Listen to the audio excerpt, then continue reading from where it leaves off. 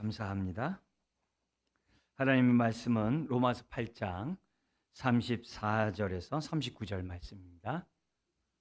우리 한 절씩 교도하시겠습니다. 34절. 누가 정죄하리요? 죽으실 뿐 아니라 다시 살아나신 이는 그리스도 예수시니 그는 하나님 우편에 계신 자요 우리를 위하여 간구하시는 자신이라. 누가 우리를 그리스도의 사랑에서 끊으리요? 환난이나 공고나 박해나 기근이나 적신이나 위험이나 가리랴. 기록된 바 우리가 종일 주를 위하여 죽임을 당하게 되며 도살당할 양같이 여김을 받았나이다 함과 같으니라. 그러나 이 모든 일에 우리를 사랑하시는 이로 말미암아 우리가 넉넉히 이기느니라. 내가 확신하노니 사망이나 생명이나 천사들이나 권세자들이나 현재일이나 장래일이나 능력이나 높음이나 깊음이나 다른 어떤 피조물이라도 우리를 우리 주 그리스도 예수 안에 있는 하나님의 사랑에서 끊을 수 없으리라. 아멘. 아멘. 로마서 8장 우리 지난주에 봤던 31절부터 39절까지 나온 내용은요, 우리가 예수 그리스도를 믿고 의롭다함 받은 사람들은 왜 반드시 구원이 완성될 수밖에 없느냐, 왜 우리가 영화로운 존재가 될 수밖에 없는가. 다른 말로 하면은 예수 믿고 죽으면 과연 천국 갈까? 여러 가지 의심과 불안한 그런 사람들에게 확신을 주는 겁니다. 하나님과 우리를 향한 그리스도의 사랑이 우리를 꽉 붙잡고 있기 때문에 우리의 구원의 완성은 당연하다는 거예요. 우리가 영화로운 존재가 되는 것은 당연하다는 거예요. 조금이라도 불안하고 두려워하지 말고, 비록 삶에 많은 고난이 있다 하더라도 흔들리지 말고 주님의 사랑을 굳건히 붙잡고 확신하고 오늘 믿음으로 살아가야 할 것을 31장에서부터 39장이 설명합니다. 그래서 특별히 우리 지난주에는 31절에서 33절까지 하나님 아버지의 사랑이 우리와 함께하기 때문에 우리의 구원은 흔들릴 수 없다. 그걸 강조해. 특별히 자기 아들을 아끼지 아니하시고 우리에게 주셨을 뿐만이 아니라 모든 것 또한 우리의 필요한 대로 다 주시는 하나님의 그 사랑 때문에 우리의 구원은 취소되지 않는다. 이런 얘기들을 우리가 좀 살펴봤어요. 오늘 우리가 봐야 되는 이 34절부터 36절까지는 그리스도의 사랑이에요. 그리스도의 사랑이 우리를 정말 붙잡고 있기 때문에 우리의 구원은 취소되거나 흔들리거나 우리가 바뀔 수가 없다. 반드시 될 것이다. 이런 얘기를 이제 특별히 강조하면서 그리스도의 사랑이 어떤 거냐? 자신의 몸을 우리를 위해 내어줬다. 사랑해서. 그런데 내어준 것으로만 끝나는 게 아니라 다시 살아나셨고, 다시 살아난 것만 끝난 게 아니라 승천하셔서 보좌 우편에 앉으셨고, 보좌 우편에 앉은 것으로 가만 끝나는 게 아니라 지금도 계속해서 우리를 위해 기도하신다. 이게 다 사랑이다.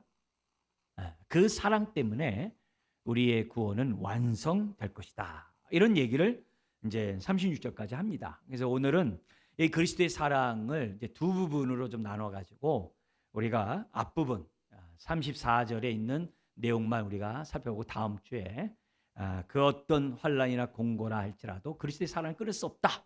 이거는 우리가 다음 주에 또 그 사랑을 좀 더 살펴보려고 합니다. 자, 이런 가운데 우리가 이 34절 읽었습니다만 여기서 우리가 우리를 향한 그 그리스도의 사랑이 어떤 사랑인지 두 개가 나오는데요. 우리 이제 첫 번째 거를 먼저 보도록 하겠습니다. 34절 전반부에 있습니다. 뭐라고 되어 있냐면은 누가 정죄하리요? 죽으실 뿐 아니라 다시 살아나신 이는 그리스도 예수시니. 여기서 첫 번째 교훈이 뭐냐? 예수님은 우리를 위하여 죽으시고 다시 살아나셨다라는 겁니다. 여러분, 하나님만 우리를 사랑하신 게 아니에요. 하나님만. 예수님도 사랑하셨어요. 예수님이 단지 하나님 아버지의 명령에 따라 저와 여러분들을 위해서 대신 십자가에 죽어라. 그래서 예수님이 네, 하나님의 명령이니까 순종하겠습니다. 그렇게 순종만 나타나는 게 아니에요. 예수님의 그 말씀에 순종하는 그 마음은 뭐냐? 아버지가 우리를 사랑했듯이 예수님도 우리를 사랑했기 때문이라는 거예요.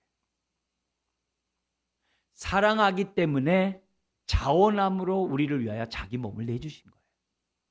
사랑하기 때문에 하나님의 말씀에 기쁨으로 순종한 거예요.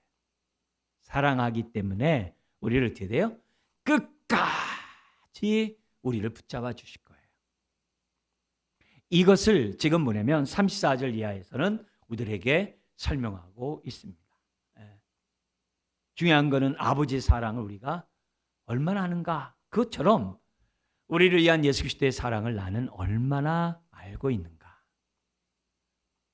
그래서 나의 신앙생활하는 그 모든 동기가 바로 그 사랑에 의해서 내가 하고 있는가. 그게 중요해요. 그게 중요합니다. 우리가 신앙생활하면서 예수 그리스도를 믿으면 주님이 우리의 죄를 위해 죽으셨습니다. 그걸 믿으면 구원받습니다. 네, 아멘. 왜? 좋으니까. 근데 나를 향한 그 사랑을 알면서 믿냐, 이게 굉장히 중요합니다. 여러분, 사람들끼리도 상대방이 나를 어떻게 대하는지 알아요. 그래서 나를 갖다가 사랑으로 대하고 배려하고 이렇게 하면은 좋아요. 그가 말하지 않아도 벌써 좋아요. 그래서 그런 사랑을 느끼기 때문에 나도 사랑하게 되죠. 주님과 예수님과의 우리와의 관계도 똑같아요. 우리 하나님 말로만 사랑하지 않듯이 예수님도 말로만 순종하지 않았어요. 우리를 사랑하는 가운데 우리에게 모든 자신의 것들을 우리에게 주셨다는 사실을 잊어서는 안 돼요. 그렇다고 우리가 그 사랑받을 만한 자격이 있는가? 가치가 있는가? 그렇지 않죠. 그렇지 않죠. 요한복음에 보면 사람들이 얼마나 예수님의 사랑을 배척하고 무시하고 멸시하고 아주 조롱하고 버렸는지 요한복음에 나와요. 처음과 끝에 이 말씀을 살펴보면 그러니까 전체가 그렇다는 얘기죠. 1장 그 11절에 보면 이런 말씀이 있어요. 자기 땅에 오매. 예수님이 말씀 육신하여 우리 가운데 오셨잖아요. 자기 땅에 오매. 성경에 뭐라 되면 자기 백성이 영접하지 않았다 그래요. 아니하였고 그래요. 자기 백성이 환영해 줄 줄 알았어요. 근데 환영커녕 영접하지 않았다 이렇게 기록되어 있어요. 근데 이것으로 끝나는 게 제일 마지막에 빌라도와 그들 백성과의 그 대화가 나와요. 그래서 빌라도는 어떻게 하든지 예수님을 죽이지 않으려고 이렇게 했지만 이 백성들이 예수를 못 박으라고 하는 장면이 나옵니다. 그게 요한복음 19장 15절에 나오는데요. 그들이 소리를 질러요. 이것도 그냥 소리가 아니에요. 그들이 소리를 지르되 없이 하소서, 없이 하소서. 우리 성경 굉장히 이건 부드러운 말이에요. 굉장히 심한 말을 그들은 말하면서 없애라는 거예요. 없애라는 거예요. 없애라고만 하는 게 아니라 그를 십자가에 못 박아라. 빌라도에게 그렇게 얘기해요.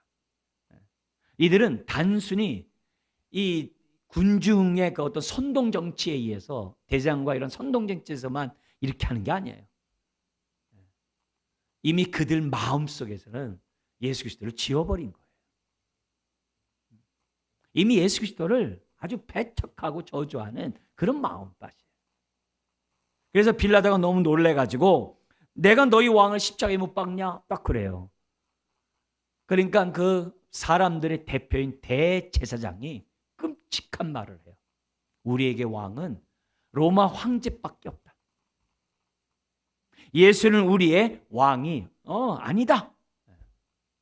우리에게는 가이사만이 우리의 왕이다. 이렇게 하면서 스스로 하나님의 자녀됨을 딱 거부해요. 자기네들 스스로가 하나님을 딱 뒤를 돌아서고 단절해요. 얼마나 무서운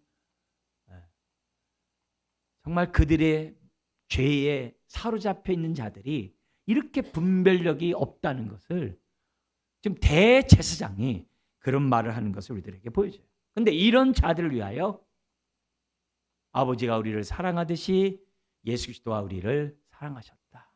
그거예요. 우리를 사랑하셨다.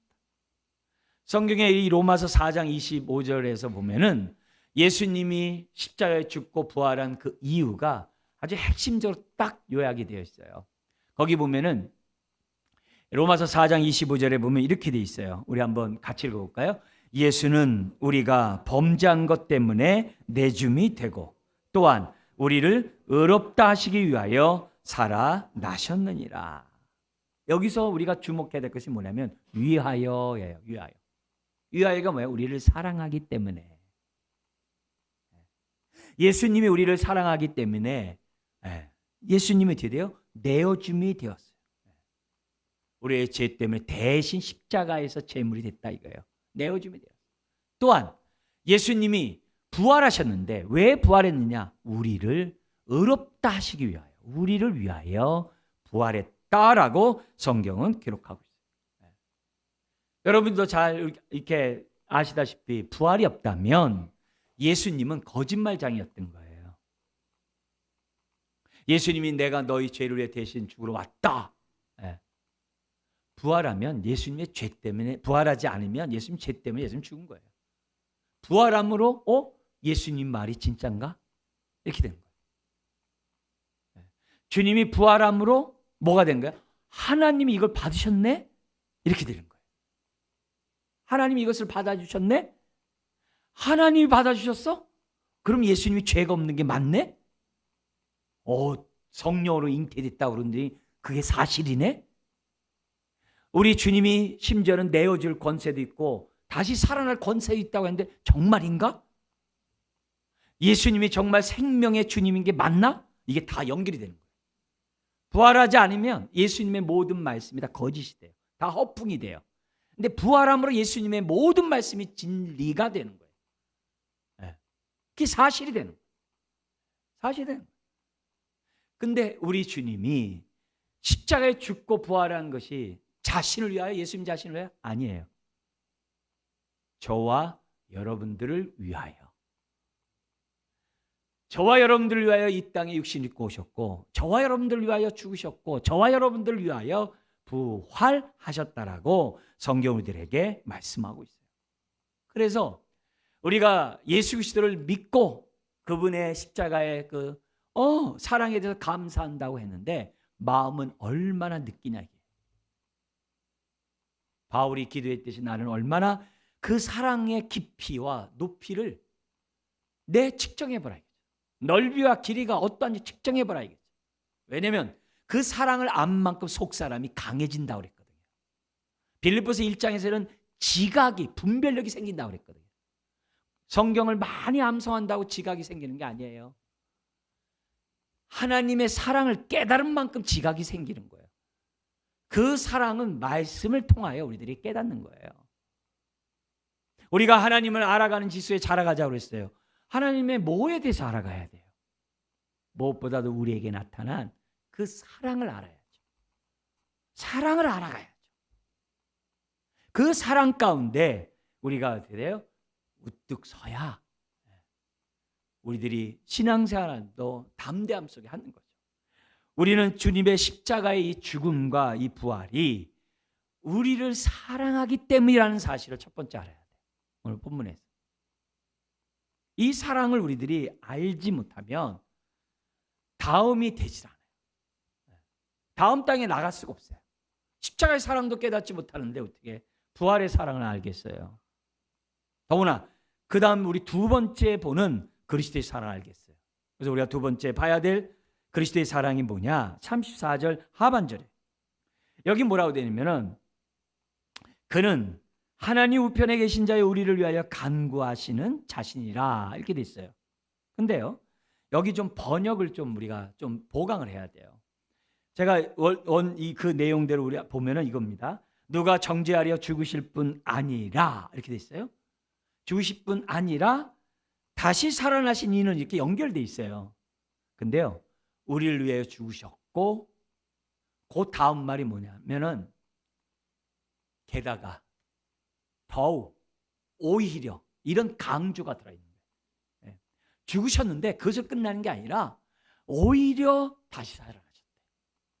다른 말로 하면 또한 다시 살아났다라고도 볼 수 있는 거예요. 우리를 위해서. 사랑이 점점 커가는 거예요. 근데 우리 이 성경에 뭐가 되어 있냐면은 그는 그리스도 예수시니 그는 하나님 우편에 계신 자요 그랬잖아요. 그 앞에 또한이 있어요. 다시 그는 뭐예요? 살아나신 이는 그리스도 예수시니 했잖아요. 오히려 살아나신 그리스도 했잖아요. 또한 이렇게 돼요. 더 첨칭해. 그 사랑이 더 커져. 그는 하나님 우편에 계신 자요. 딱 그래요. 부활로 끝난 게 아니라는 거예요. 승천하셔서 우편에 앉았다는 거예요. 근데요, 그 다음에 또한이라는 말을 또 있어요. 번역이 안 돼서 그런데요. 또한 우리를 위하여 간구하시니라. 하나님 보좌 우편에 앉아서 허허하면서 대접받고 왕 그런 모습이 아니라 거기서도 뭐하고 있어요? 저와 여러분들을 위해서 기도하고 있는 거예요. 그것도 뭐예요? 간구예요. 간구가 뭐라 했어요? 위급한 사랑을 급히 도와주기 위해서 어떻게 돼요? 힘 있는 사람에게 찾아가는 거거든요. 왕에게. 누구에게? 아버지께 가는 그 단어가 간구예요. 저와 여러분들을 위하여 돕기 위하여 아버지께 가서 탄원하는 거예요. 그게 간구예요.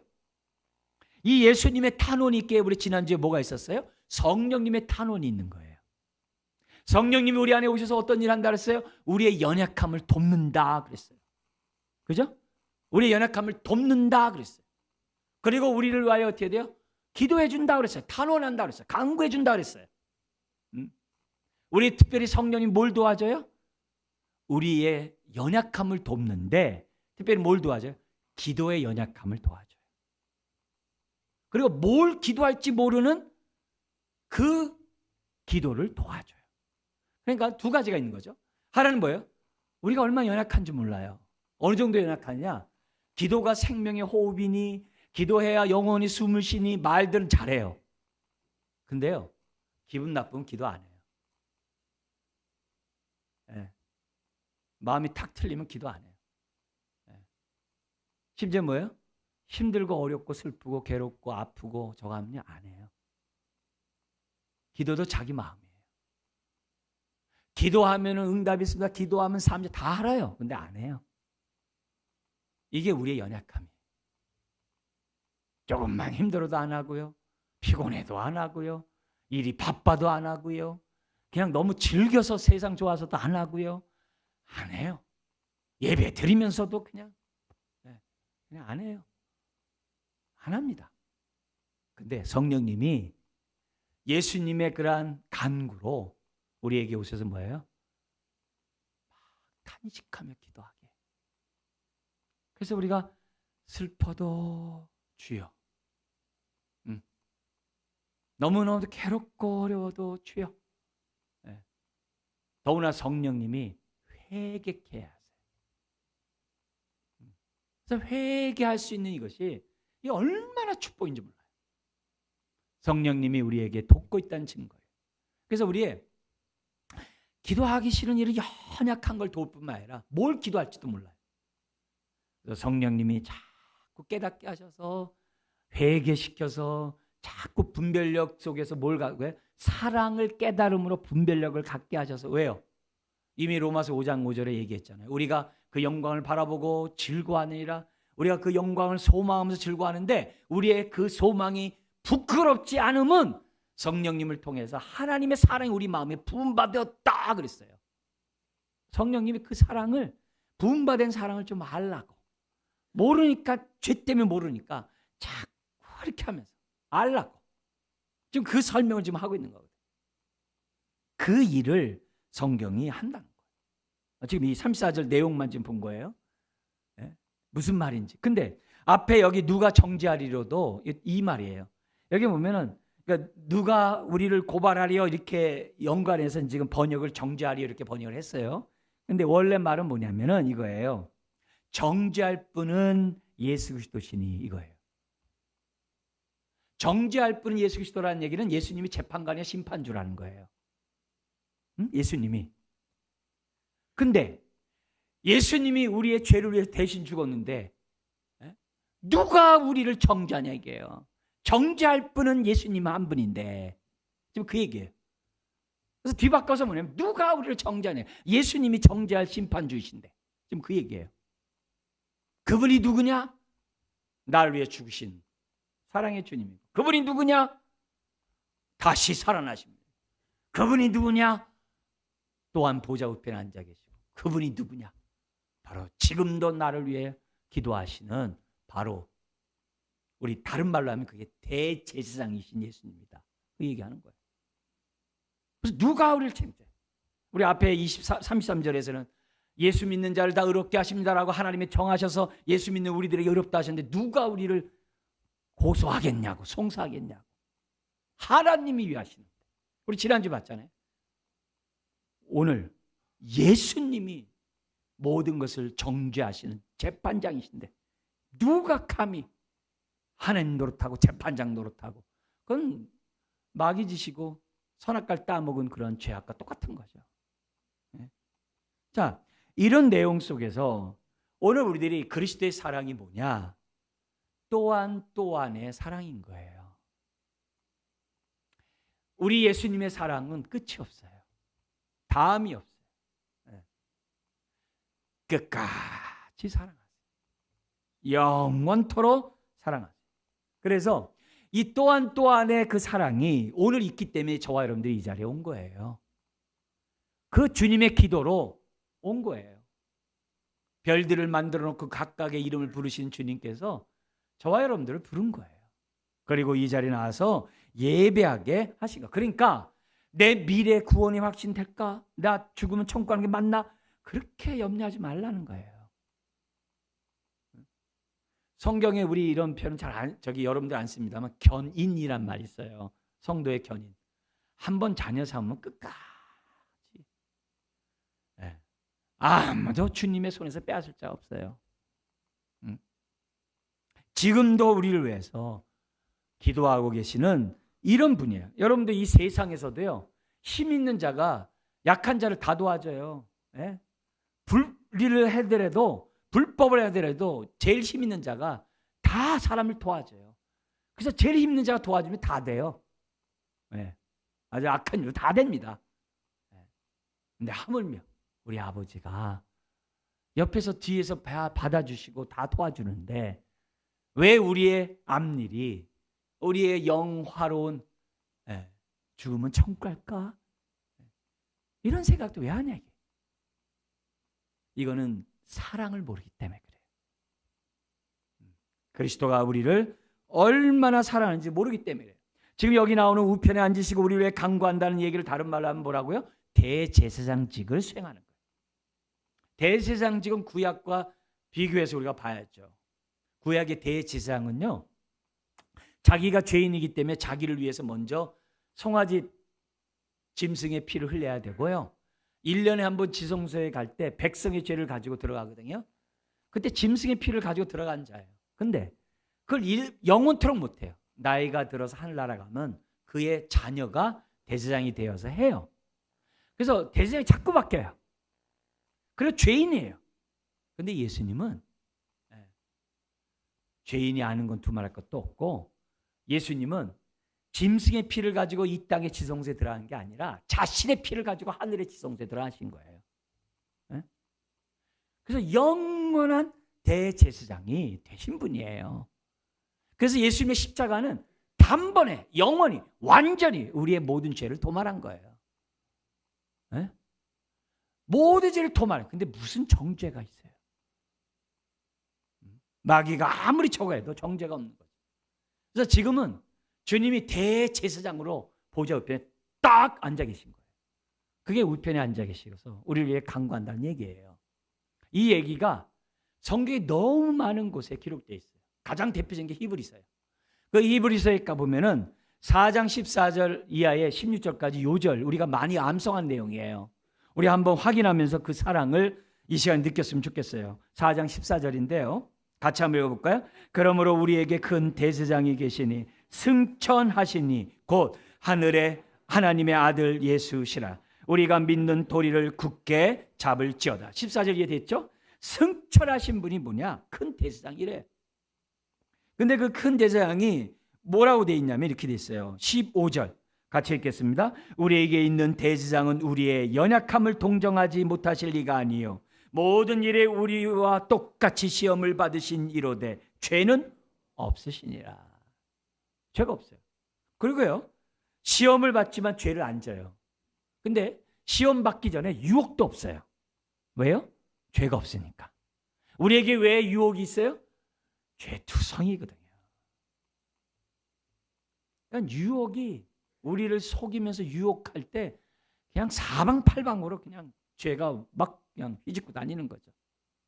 근데 예수님에게는 죄가 없기 때문에 유혹이 없어요. 시험을 당하더라도 우리 같이 어떻게 돼요? 넘어지거나 그런 게 없어요.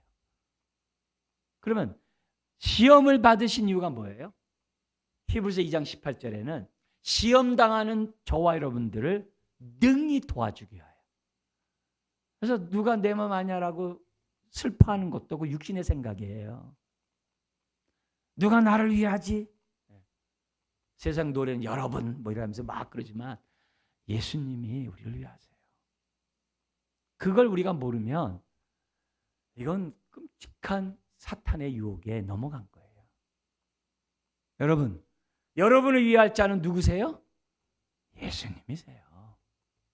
지금 그 얘기를 우리들에게 보여줘요. 그분은 우리의 연약함을 동정하지 못하실 분이 아니에요.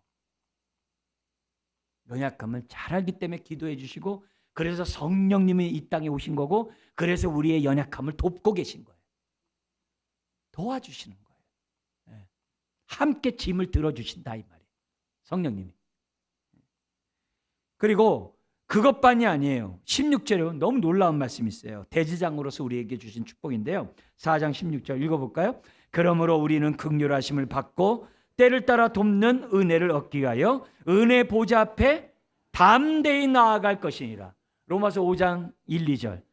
예수 그리스도 의롭다함 받음으로 화평케 된 자는 하나님 보좌 앞에 믿음으로 당당히 서 있는 그 축복을 누린다 그랬잖아요. 똑같은 얘기예요. 오늘 이 예배가 뭐예요? 은혜 보좌 앞에 나온 거예요. 예? 그것도 우리가 나올 때 어떻게 나왔어요? 담대히 나왔어요. 아우, 저 싸움박질 많이 하고 나 지금 왔는데 내가 지금 뭐 예배 드릴 자격도 없고. 그것도 육신의 생각이에요. 우리가 아버지 앞에 나올 때 우리가 나올 수 있는 우리는 자격이 없어요. 우리는 예수 그리스도의 그 뭐예요? 의의 옷을 입고 나올 뿐이에요. 아멘. 예? 지금 저기 교회 예배 드리러 오기 전에 막 쌈박질했다고 교회 올 때 인상 쓰지 마세요. 예. 남이 오해해요. 하도 기도 많이 해서 인상 썼나 봐요. 오해한다고. 그렇게 하면 안 돼요. 예. 우리의 인상 찌푸리는 거는 내 안에 있는 죄 때문에, 세상 죄 때문에 탄식해가지고 우리가 다 눈가에 주름살이 있는 거지 다른 게 아니에요. 예? 그러니까 그런 모습으로 우리들이 하나님 앞에 예배를 드리면 안 되는 거예요. 내가 부족해도 연약해도 주님 다 알아요. 예수 그리스도의 보혈의 피를 의지하고 담대히 하나님 앞에 나오시는 거예요. 예. 나오시는 거예요. 여러분 좋은 일 할 때 그냥 들어오시면서 목사님 할렐루야 이렇게 하듯이 슬플 때도 할렐루야 하고 들어오세요. 왜요? 그리스도의 그 의의 옷을 입고 우리는 이 자리에 나왔기 때문이라는 거죠. 근데 그 예수님이 어떤 분이냐? 승천하셔서 보좌 옆에 앉아서 우리의 약함도 아시고 우리에게 뭐요? 때를 따라 돕는 은혜를 부어주고 있다는 거예요. 놀랍죠? 히브리서 8장 1절에 이런 얘기가 나와요. 뭐가 있냐면은 지금 우리가 하는 말의 요점은 결론이 뭐냐? 이러한 대제사장이 우리에게 있다. 지금 예배를 드리면서 저는 성부 하나님께 직접 예배 드려요. 그렇게 교만하면 안 돼요. 우리의 모든 것은 예수 그리스도를 통해서만이 아버지께로 갑니다. 예? 하나님의 모든 은혜는 예수 그리스도를 통해서 오는 거예요. 그래서 성경에는 예수 그리스도 안에 거하라가 그렇게 중요한 거예요. 우리가 기도할 때도 예수님의 이름으로 기도합니다 그러잖아요. 예? 그러니까 예수님 때문에 우리는 어떻게 돼요? 당당히 하나님 앞에 나오는 거예요. 예. 그분 때문에 우리가 아버지께 하는 거예요. 근데 보니까 우리에게 대제사장이 있다 이거예요. 이 요점이 그거예요. 근데 그분이 뭐냐? 그는 하늘에서 지극히 크신 이의 보좌 우편에 뭐 했다고 그래요? 앉으셨네. 앉으셨으니 보좌 우편에. 히브리서 1장 3절에도 똑같이 얘기해요. 처음 서두 아주 그 강조점이 그거예요. 그분이 만물을 창조했을 뿐만 아니라 히브리서 1장 3절에 창조했을 뿐만 아니라 만물을 다스리고 그분이 뭐냐면 우리의 죄를 위해 모든 것들을 다 해결한 다음에 보좌 우편에 앉으셨느니라 하면서 히브리서 1장 3절에서도 얘기해요. 자, 그런데요, 예수님의 보좌 우편에 앉은 이것을, 이게 뭐냐면 예수님이 기도하셨어요. 그 기도가 우리가 요한복음에 보면 나와요. 요한복음 1장과 요한복음 17장에 보면 나와요. 요한복음 17장이 뭐냐면 예수님이 마지막 십자가를 지시기 전에 제자들에게 하나님 말씀을 가르친 다음에 마지막 기도를 해. 그거 갖다 대제사장 기도라고 그래요. 그래서 우리가 암송해요.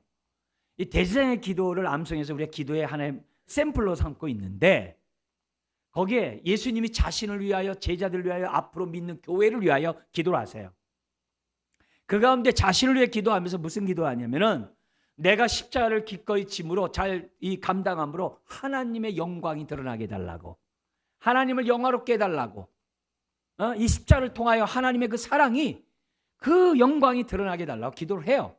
그럼 동시에 무슨 기도를 하냐면 17장 5절에 이런 기도를 합니다. 같이 읽겠습니다. 아버지여, 창세전에 내가 아버지와 함께 가졌던 영화로서 지금도 아버지와 함께 나를 영화롭게 하옵소서. 이게 십자가의 죽음뿐만 아니라 다시 하나님과 영원 창세전부터 앉았던 그 보좌에 나도 앉게 해달라, 이 말이에요. 그러니까 예수님이 내가 십자가에 죽으면 하나님이 나 살릴까 해서 죽은 게 아니에요. 내가 죽고 부활하는 것은 그건 당연한 거고, 그럼 부활한 다음에 하나님이 그 보좌를 갖다 독차지하고 계실까? 그게 아니에요. 당연히 그 보좌를 기꺼이 아버지는 아들에게 주는 거예요. 놀라운 건요, 계시록에 보면요, 그 하나님의 보좌가 복수가 아니에요. 보좌들이 아니에요. 하나님의 그 예수님과 앉은 그 보좌가 단수로 돼 있어요. 한 보좌예요. 놀라운 거죠. 놀라운 거죠. 그러니까 예수님이 이미 십자가에 죽으시는 그때에도 그 보좌 우편에 앉아서 아버지의 뜻에 따라서 저와 여러분들의 구원을 위하여 지금도 대제사장직을 갖다가 기도하듯이, 그걸 우리 예수님 뭐예요? 단 한순간도 잃어버린 적이 없었어요. 십자가에 죽으시는 그때에도 우리 주님이 그 대제사장으로서 앞으로도 그 일을 행할 것을 잊어버린 적이 없어요. 그 기도를 예수님이 하신 거예요. 구약의 대제사장들이 땅의 지성소에 들어간 게 아니라, 그들처럼 들어간 게 아니라 자신의 피를 가지고 하나님의 보좌에, 지성소에 들어갔던 것을 봐요. 그러니까 하늘에는 지성소가 없어요. 다 성소라고 그래요. 그래서 히브리서는 성소라고 그래요. 이 땅에서나 거룩하고 그런 걸 구분하는 거지, 그렇잖아요. 그렇기 때문에 우리가 신앙생활 예수 그리스도를 믿는 자는 거룩한 자가 됩니다. 그랬을 때 거룩의 의미를 잘 몰라요. 우리가 거룩하게 되었다는 얘기는 우리가 하나님을 위하여 딱 구별되었다, 이 말이에요. 많은 것들 중에 딱 구별돼서 하나님 것이 됐다는 거예요. 하나님 위하여 완전히 신분의 변화가 딱 이루어지는 거예요. 그게 거룩함이에요. 그게 성도예요. 예수 그리스도를 믿는 자들은 성도가 됩니다. 거룩한 자가 됩니다. 근데 거룩의 의미를 잘 몰라요. 그러니까 내 신분이 어떻게 되는지 모르니까 십자가의 그 대속의 의미가 뭔지는 더 모르는 거죠. 희미하죠. 이런 것들을 저와 여러분들이 아는 것이 굉장히 중요해요. 그래서 이걸 알면 누가 나를 정죄해요? 누가 나를 대적하고 누가 나를 고소해요?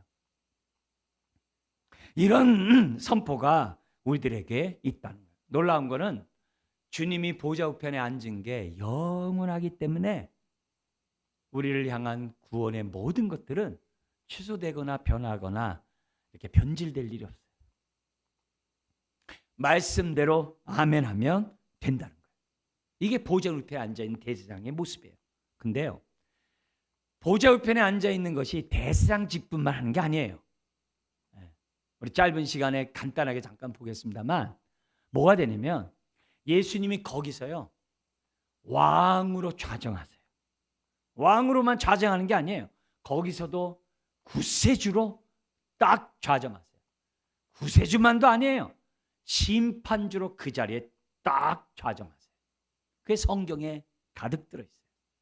우리 대표적인 거 한 성경 우리가 보면은 보좌 우편에 우리 주님이 앉은 이유가 뭐냐? 아버지 뜻에 따라 순종함으로 하나님이 보상으로 상급으로 우편에 앉게 했다는 거예요. 근데 우편에 앉아서 그냥 가만히 앉혀놓냐? 그렇지 않다는 거예요. 모든 권세와 권능과 영광과 영화로운 모든 걸 다 주신대.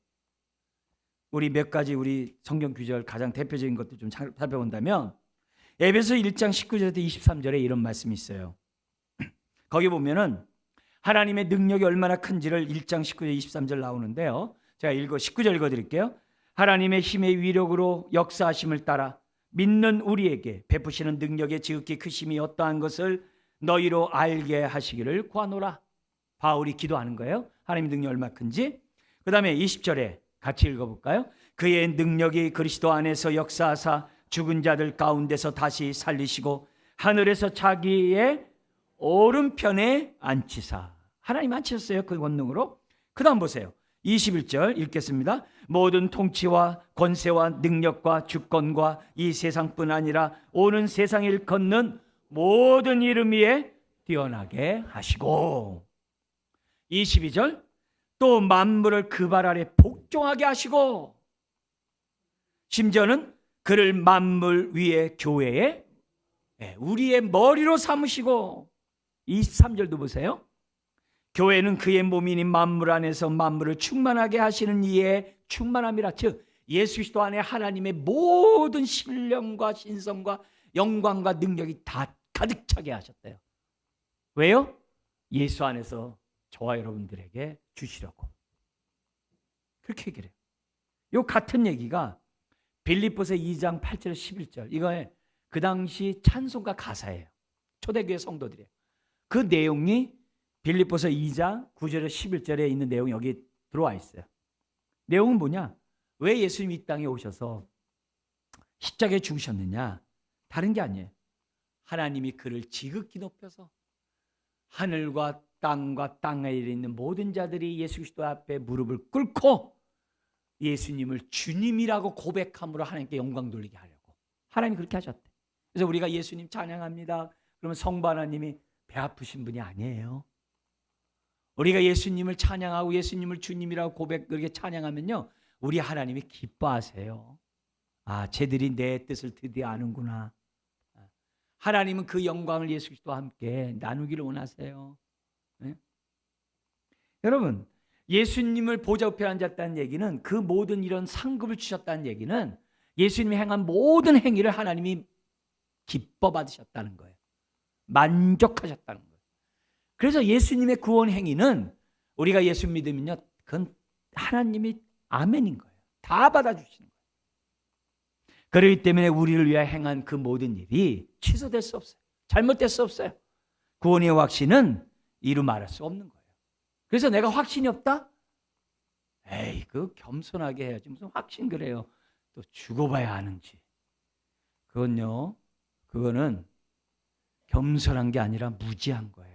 그건요, 성경을 안 믿는 불신앙이에요.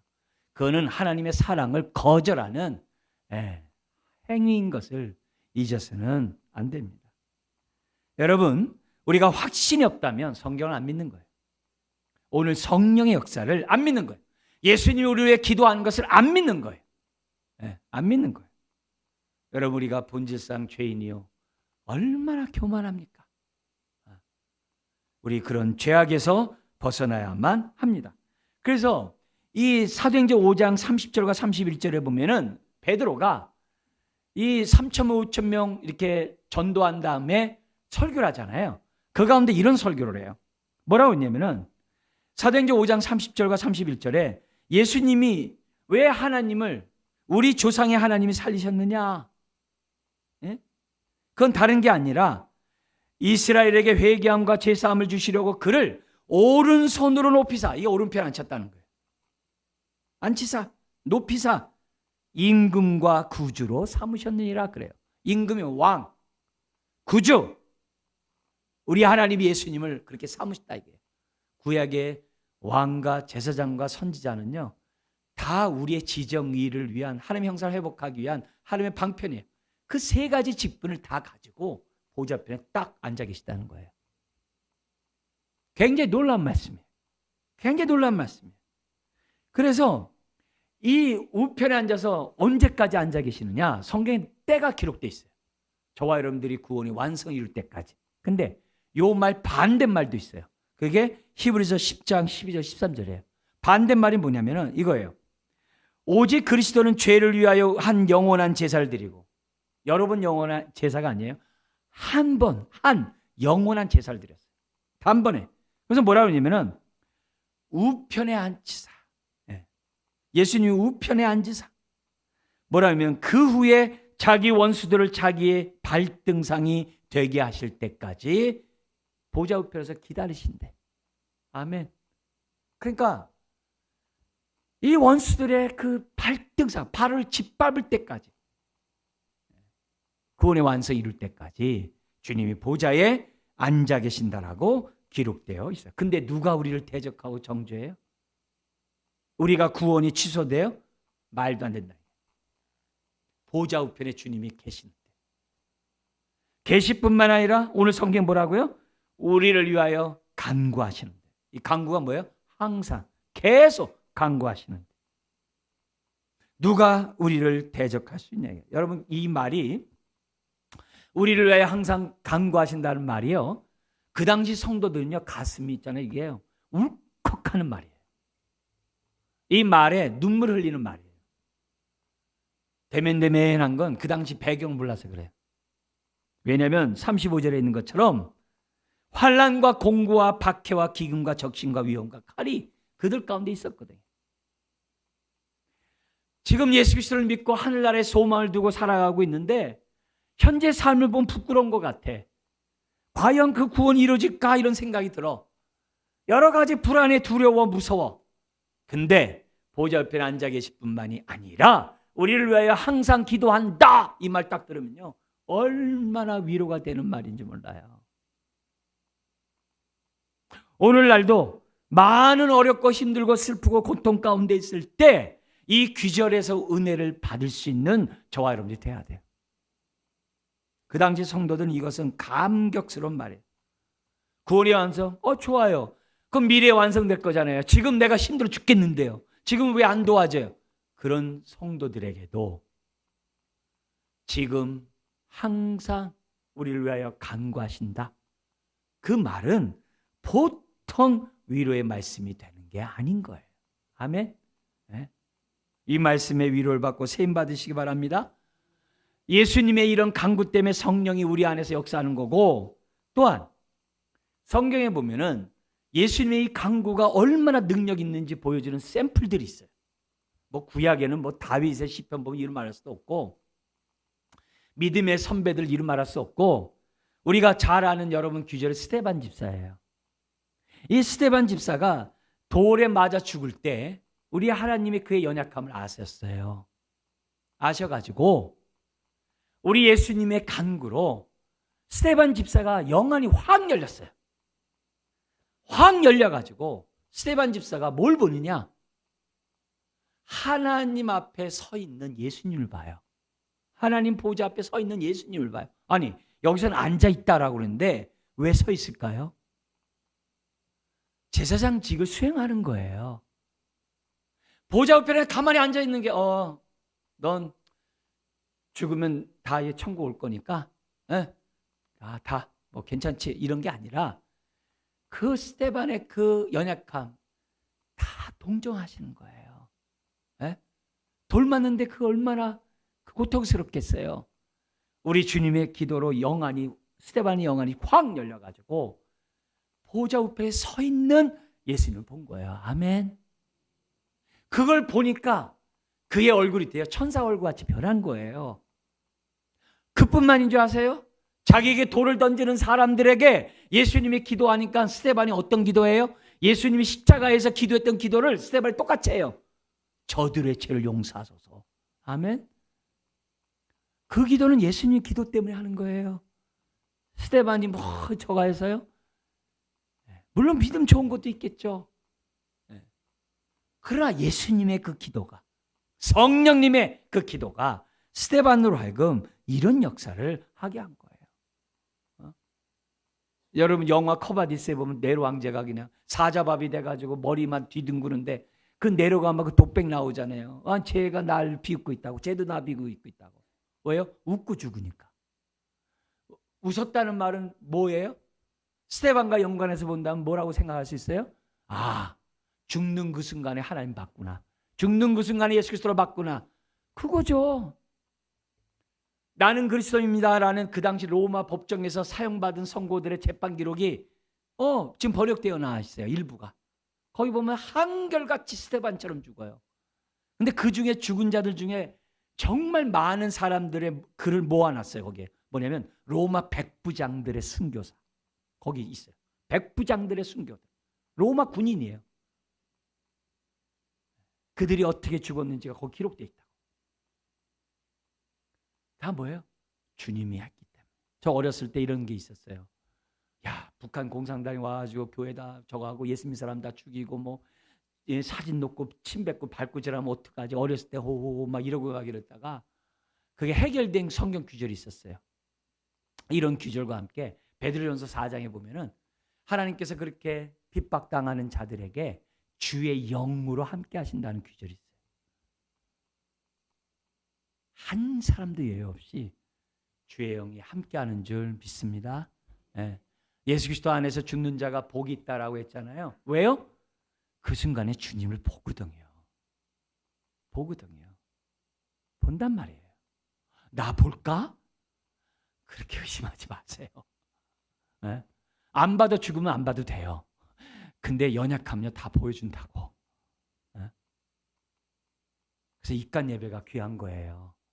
마지막에 그 모습이 얼마나 귀한지 모르는 거예요. 그러니까 저나 여러분들이 예수님이 지금도 보좌 우편에서 기도하는 것을 잊어서는 안 돼요. 이 구절이 똑같은 구절이 히브리서 7장 23절, 24절, 25절에 있어요. 제가 25절 한 구절 읽어드릴게요.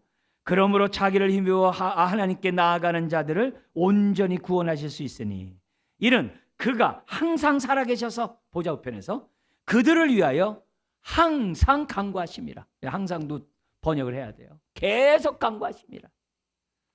근데 여기서 놀라운 게 뭐냐면요. 우리를 온전히 구원한대요. 이 온전함이 뭐냐면요.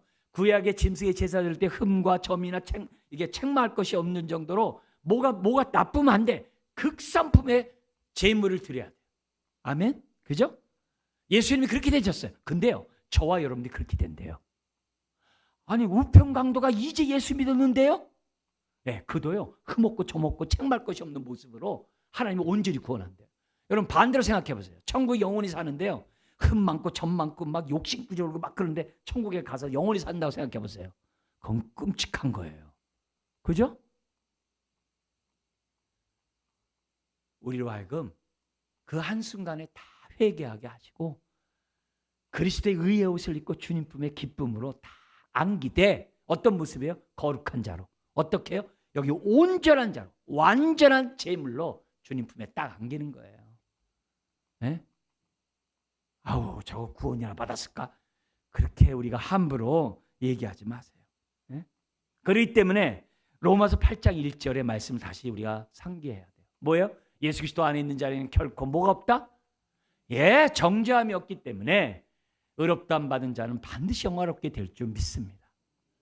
네. 하나님의 사랑은 끊을 수가 없다는 거죠. 네. 우리 예수님도 이 얘기를 했어요. 어떻게 했냐면요. 요한복음 5장 24절에 이런 얘기예요. 내 말을 듣고 나 보내신 이를 믿는 자는 첫 번째, 과거 이제 미래를 정확히 얘기를 해요. 영생을 얻었고 딱 그래요. 심판에 이르지 아니할 것이요. 그래요. 그리고 지금 사망에서 생명으로 옮겨느니라. 딱 얘기합니다. 우리 예수님이 그렇게 얘기하셨어요.